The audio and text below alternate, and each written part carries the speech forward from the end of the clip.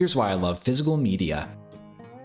Physical media is hands down the best. Is it more convenient? No. But it's not as inconvenient as you may think. But is physical media actually better than streaming? In a lot of ways, I think it is. There are so many reasons to love physical media. For starters, no one can take it from you, and that's pretty cool. Especially in a day and age where we're constantly being rented things indefinitely and nobody gets to own anything, it seems like. I think it's pretty cool that you can go buy a DVD for, $2 at Goodwill and it's yours. No one can never take it from you. I know what you're probably thinking, discs can get scratched and old tapes go bad. But how long does it take for tapes to go bad? Aren't there old 16mm projector films that I have no idea how to use that still play just fine today? And even if a disc gets scratched, you can have it buffed out at a video store for what, like $5? I've got a feeling that these old DVDs and VHS tapes are going to be around for a lot longer than anyone might think. Movies like a Goofy movie and an extremely goofy movie really put my mind in a good place. I know these can be bought on DVD as well, but it's more of an experience watching it on the old tape. Seeing the previews before the feature presentation on VHS tapes reminds me of a very simple time in my life. Hearing the narrator talk about new films coming to DVD soon makes me think of how limited information used to be. A lot of times, you wouldn't even know if something was coming to home video or DVD until you watched the previews on the VHS tape you popped in.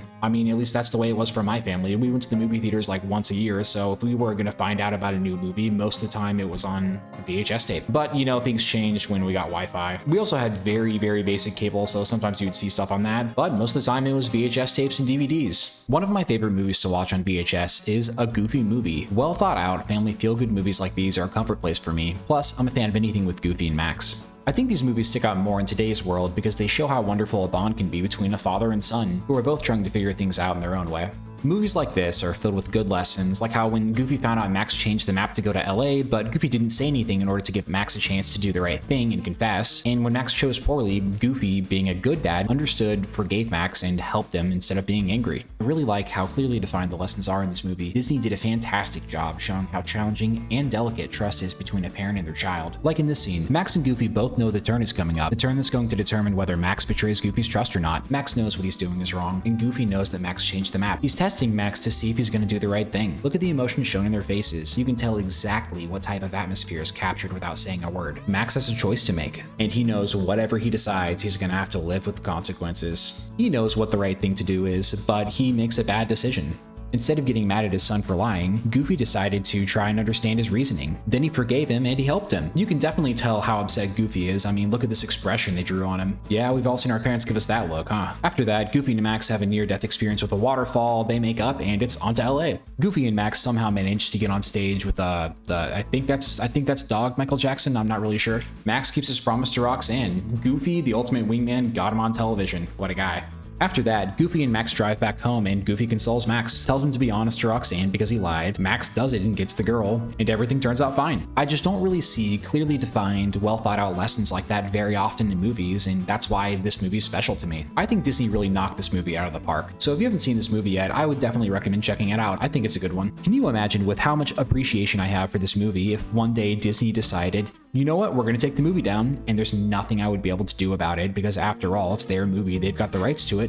But if I own a physical copy of it, they can't take it from me because I own that copy. No, I can't go out and do whatever I want with the tape, but they can't come to my house and take it off my shelf. What if at some point there was no streaming service that had this title? And there are some titles like that. There are some movies out there that you cannot find through streaming services. You ever look for a movie on Amazon and it pops up as not available or not available in your country, or it's a series and they try to charge you by the episode? Yeah, you can see where they're going to go with this. So why not own physical media? Why not own a copy of the shows that you love? If that way you can ensure that you can watch them whenever you want to. So why wouldn't I want to have a physical copy of this so I can watch it whenever I feel like it? I don't have to hop around from streaming service to streaming service that may or may not have it available, and if I buy it, they might lose the rights to it, and it's just a giant headache. So why not own a copy of the shows that you like? I mean, even if you don't buy all of your shows, you could buy some. I know physical media is not as convenient as streaming, but I believe that putting the extra effort into something makes you enjoy it more. Having effortless access to unlimited entertainment can suck the joy out of what you're watching. It takes away from the experience. Yeah, it's convenient, but is it better? At least for me, when I narrow down what I'm going to watch, I enjoy watching it more. One of the biggest mental blocks to watching a movie in modern day culture is bracing the endless titles on your smart TV. I can't tell you how many times I've opened up Netflix, looked at hundreds of titles, and wound up watching nothing. Who knows how many hours of free time have been lost trying to pick out something to watch on Netflix? I mean, when it comes to something you're going to spend a significant amount of your free time doing, why not put a little bit of thought into it? I think it adds to your experience. So maybe it's better if everything isn't instantly accessible.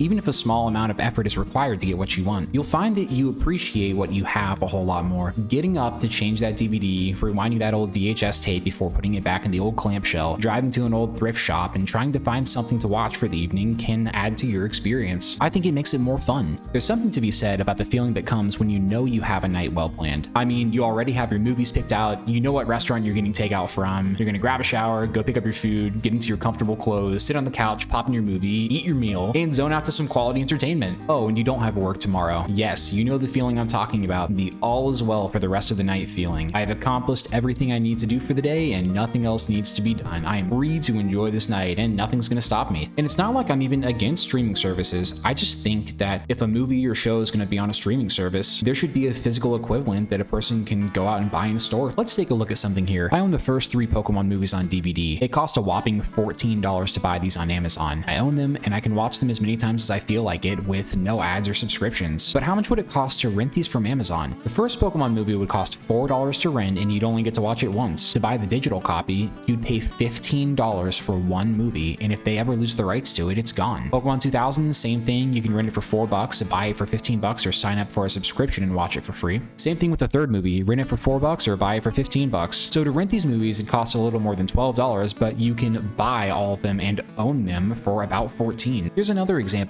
I own Star Wars The Clone Wars Volume 1 and 2 on DVD. I bought these for $2 a piece at Goodwill. That's a total of $4. But how much would this cost online? You can buy Volume 1 on Amazon for $29 and Volume 2 for $41. And I think these are only going to become more expensive as physical media becomes more scarce. But I'm curious, what are your thoughts on physical media? Do you think it's going to become more popular as physical media becomes less accessible? Are you going to go out and buy physical media now? I'm curious, let me know, drop a comment below. And as always, thanks for watching. I'll see you next time. Bye. Thank you for your support of the National Geographic Society.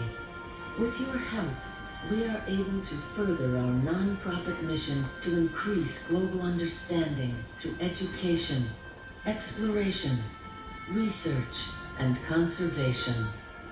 National Geographic, helping you to explore the world and all that's in it.